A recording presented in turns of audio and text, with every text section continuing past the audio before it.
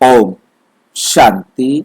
13 मई 2026 आज की साकार मुरली रंगीन बड़े बड़े अक्षरों में पढ़ें, सुने और गहराई से मंथन।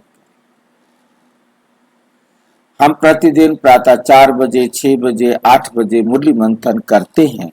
आप सभी भी इस मुरली मंथन में साथी व सहयोगी बन सकते हैं, जिसके लिए इसी वीडियो के डिस्क्रिप्शन बॉक्स में गूगल मीट का लिंक दिया हुआ है, जिसके द्वारा आप प्रतिदिन अपनी सुविधा अनुसार जुड़ सकते हैं।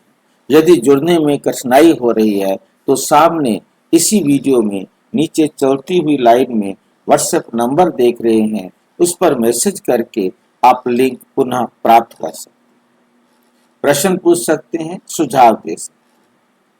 और हम जो गूगल मीट का जो फॉर्म भेजते हैं उसके द्वारा आप मुरली के पूछे गए 20 प्रश्नों के उत्तर देकर अपने आप को जांच सकते हैं कि हम कितना ध्यान से मुरली सुनते हैं।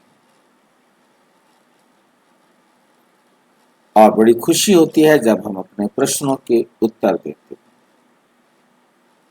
इसके बाद हमने आपको देख रहे हैं इसमें www.brahmakumarisbk ओम शांति, उसको आप लिख करके गूगल में खोलते हैं तो आपके सामने वेबसाइट खुल जाती है, जिसमें सारा खजाना आपके सामने है। आप उसे स्वयं भी एंजॉय करें और जो चीज आपको समझ में आए कि हम सेवा में यूज करेंगे तो अच्छा होगा, क्योंकि उसमें राजयोग शिविर के वीडियोस दिए हुए हैं, आप वो भेज सकते हैं जिनको भी आप कोर्स कराना चाहते हैं। और यदि आप स्वयं देखेंगे तो आपको भी समझ में आ जाएगा, इतना ही कुछ तो बताना होता है। तो इस प्रकार से आप सेवा कर सकते हैं व्हाट्सएप के द्वारा, फेसबुक के द्वारा, जिनको भी आप जानते हैं पर्सनल, उनके सेवा कर सकते हैं। ये सेवा के लिए बहुत अच्छा साधन है। किसी के मन में कोई प्रश्न उठा है, आप उस प्रश्न का उत्तर उसके पास भेज सकते हैं, तो सुविधा हो जाती है। अच्छा, ओम शांति। आज की साकार मुरली का प्रश्न। मीठा मीठा बाबा कहते मीठे बच्चे, बाप द्वारा तुम्हें जो सृष्टि के आदि मध्य अंत की नॉलेज मिली है, इसे तुम बुद्धि में रखते, इसलिए तुम हो स्वदर्शन चक्रधारी। तुम कौन हो? स्वदर्शन चक्रधारी। स्वदर्शन चक्रधारी कैसे बन गए हम? कौन समझाएगा मुझे? हम स्वदर्शन चक्रधारी कैसे बन गए? उस साल उस लड़की को अवार्ड भी मिले थे, आप गूगल करोगे टाइलिस्ट में तो मिल जाएगा। उस लड़की को ये पता था कि जब सुनामी आती है तो डिपेंडिंग अपॉन ये वेव जो है उसका एपिसेंटर, सुनामी की शुरुआत कहां से हुई? जमीन में एकदम से जमीन हिली तो अर्थक्वेक आया। धारी माना धारण करने वाला, चक्र को धारण करने वाला। हम स्वदर्शन चक्र को धारण करने वाले इतनी बात से बन जाते हैं कि हम जानते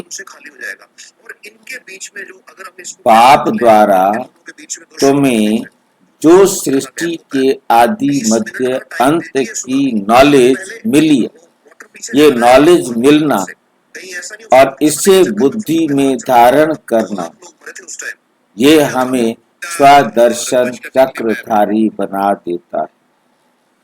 बुद्धि में धारण करना, मिलने के बाद हमने उसको धारण भी करना है। जब धारण करते हैं तो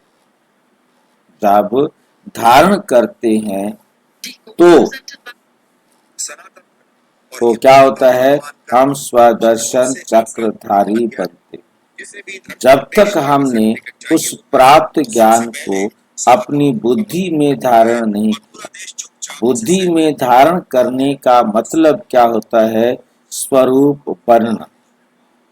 स्वरूप बनना मतलब ज्ञान की एक एक बात, चाहे वो स्वमान हो, चाहे बाबा के द्वारा कोई बात बताई गई, उसको केवल हमने जब तक जाना तब तक तो वो इंफॉर्मेशन है, परंतु जब हमने उसको अपने जीवन में धारण कर लिया, वो बात हमारे जीवन में स्वरूप बन गई, तो हम हो गए राजयोगी।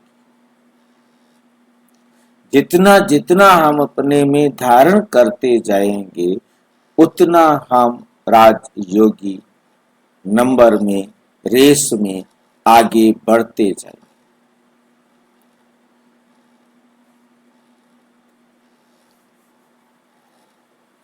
प्रश्न, रूह को पावन बनाने के लिए रूहानी बाप कौन सा इंजेक्शन लगाते?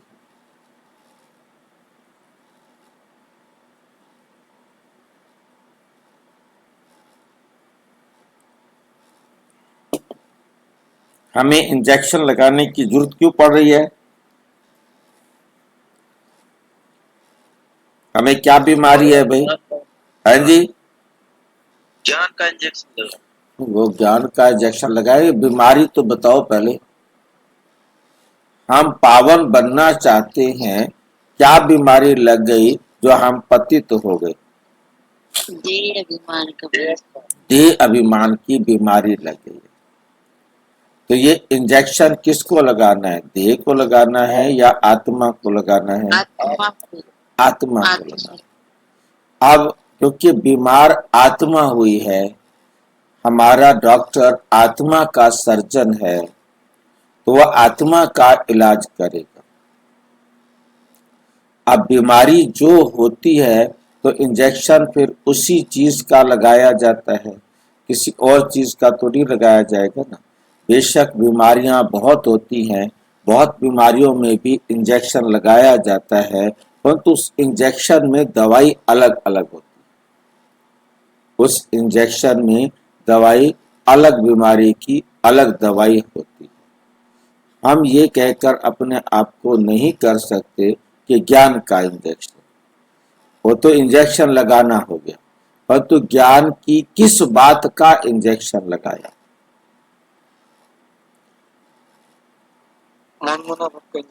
मन मना भाव का इंजेक्शन लगाया, क्योंकि ये देह की बीमारी है। और ये बीमारी हमारे जीवन में कैसे आई थी? ये बीमारी कैसे आई थी? इसका भी इंजेक्शन मन मना भाव था। हमारे जीवन में ये बीमारी कैसे आई थी? मन मना भाव से आई थी। और बीमारी का इलाज के भी इंजेक्शन मन मना भाव है। अब क्या करें? अब इंजेक्शन में क्या सुधार करना पड़ेगा? देह अभिमान आने का भी कारण इंजेक्शन था, और देह अभिमान से मुक्त होने के कारण भी इंजेक्शन है, और इंजेक्शन का नाम भी मन मना भाव है।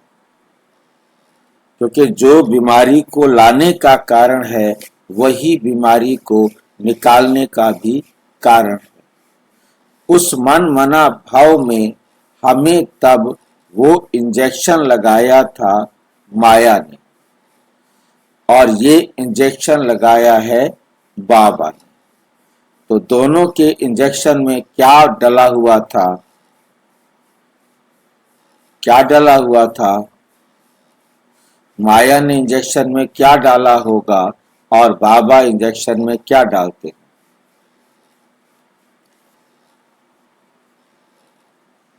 बाबा ज्ञान डालते हैं भाई जी।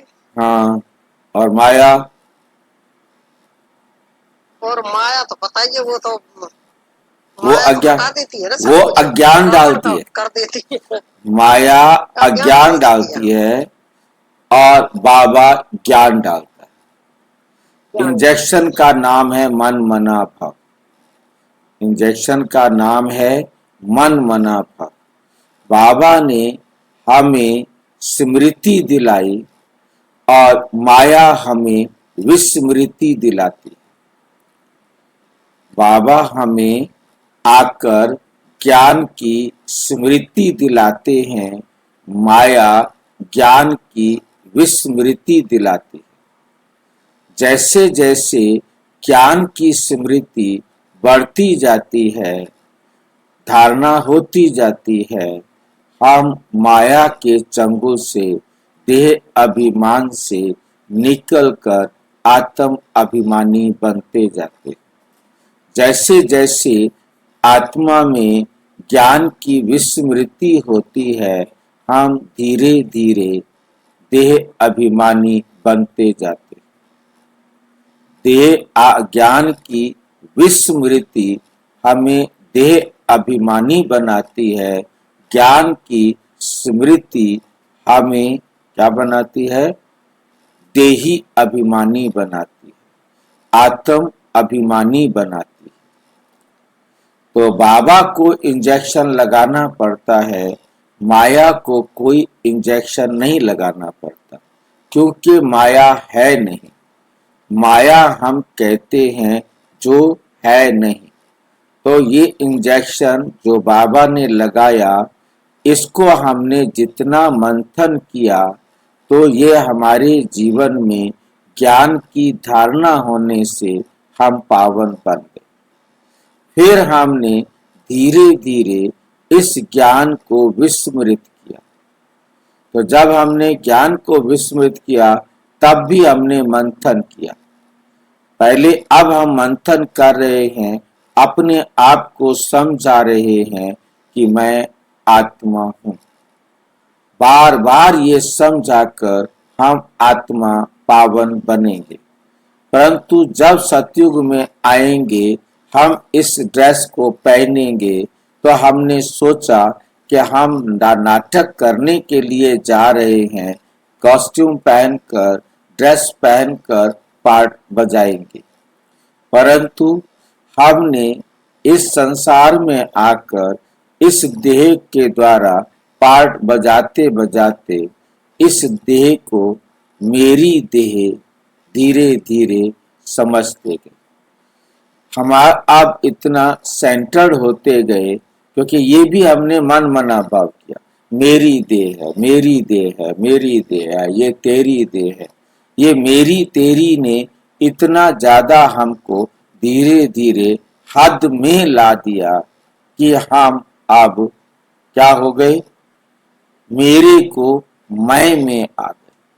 टाइम लगा, एकदम नहीं हुआ, धीरे धीरे हमने अपने आप को समझाया, ये मेरी देह है, इसकी देखभाल करनी चाहिए, इसके द्वारा ही तो मैं सारे काम करता हूँ, इसकी सफाई रखनी है, इसको डेकोरेट करना है, इसको यूज करना है। और धीरे धीरे देह के हम भोक्ता बन गए और हम इसके इतने गुलाम हो गए कि हमने समझ लिया मैं देह ही हूँ। हम बिल्कुल भूल गए कि हम आत्मा।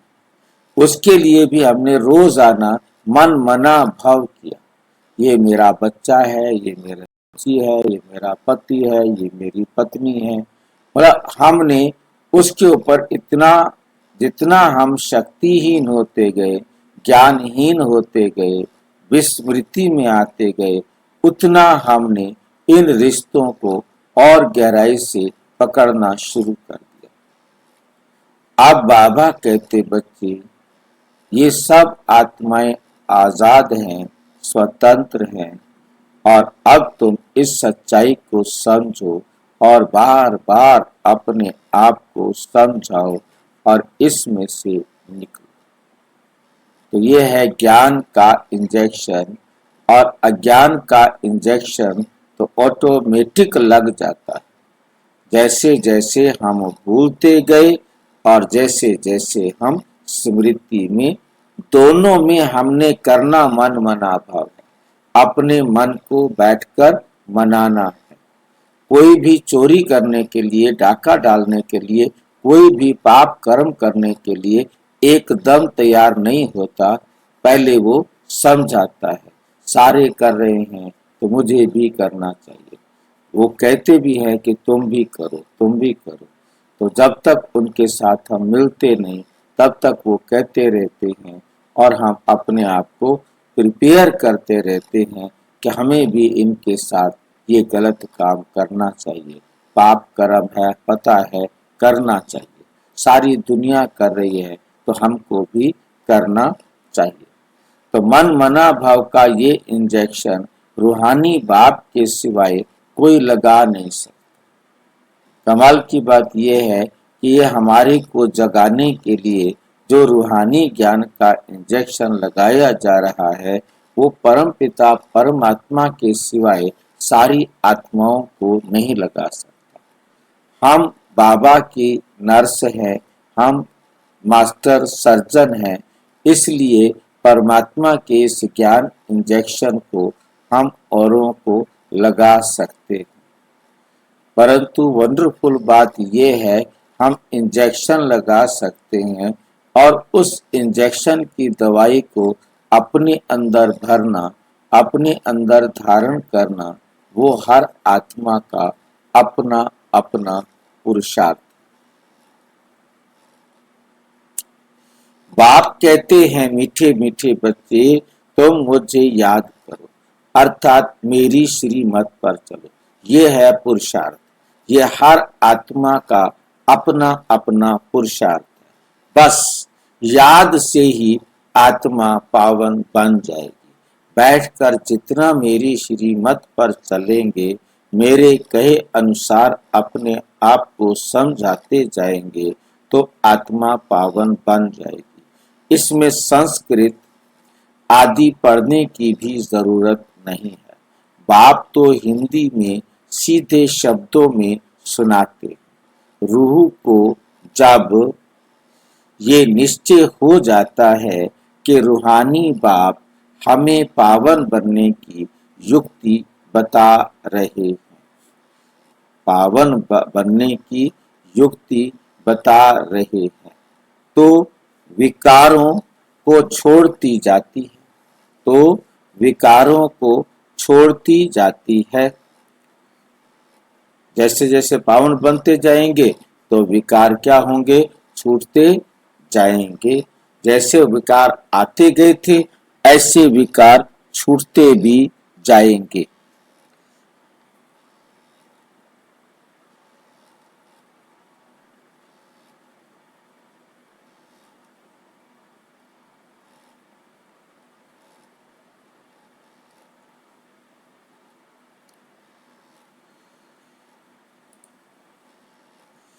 ओम